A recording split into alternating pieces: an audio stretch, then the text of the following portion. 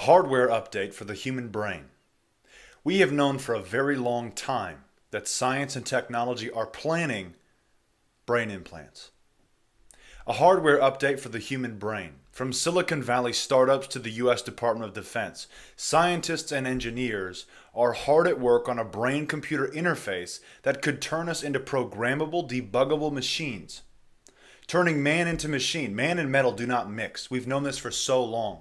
Yet scientists keep trying to push this agenda.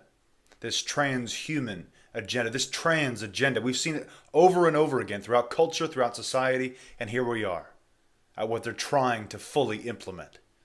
Man mixing with machine. Emily Borghardt, has a computer inside her skull, but you wouldn't know it to look at her. A small bump behind her left ear. The only external evidence of her implant is partially covered by a tuft of hair that's still growing in from the last time she had the batteries changed. This just sounds really creepy. Before Emily received a brain implant, she was having as many as 400 spikes of seizure-like activity a day, along with multiple seizures. This unrelenting storm of abnormal neural activity turned her teenage years into a semi-conscious nightmare. She couldn't drive a car, attend classes, or be left alone for more than half an hour. People were finding me on the floor, finding me walking around the small college town we were living in, confused and not knowing what was going on, she says. In 2011, at the age of 19, she underwent a radical surgical procedure for drug-resistant epilepsy. Surgeons cut into her skull and implanted a small, self-contained computer that resembles a Zippo lighter in the hippocampus of her brain. The implant uses a pair of long, hair-thin electrodes to listen for irregular neural activity, which it regulates with a series of pulses. Every 2 days, she holds a small electronic device over her implant, which transmits data to a laptop and then to NeuroPace, the Mountain View, California company behind the Responsive Neurostimulation System, or RNS, in her head. Her doctor's reviews the data continually to assess and adjust her treatment.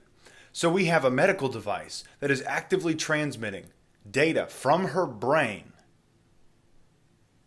to an off-site doctor. She is effectively, wholeheartedly connected to a system. Connected totally to a system that somebody else can monitor and tweak and control. Okay, good. She's finally not having these seizures. She's finally dealing with her epilepsy. That's great. But at the same time, a doctor, a quote-unquote doctor, can control just about everything that she does or, happens to her. He could tweak the treatment and she could have a really bad response if she does something wrong. You see where this can go? This is an article on the Wall Street Journal. From Silicon Valley startups to the U.S. DOD, the Department of Defense is working on similar technology to literally program and debug the human brain as if we were machines. If you don't see a problem with this, folks, it's time to wake up. We've been telling you this stuff is coming for a long time, and as you just saw within this article, she had her implant done in 2011.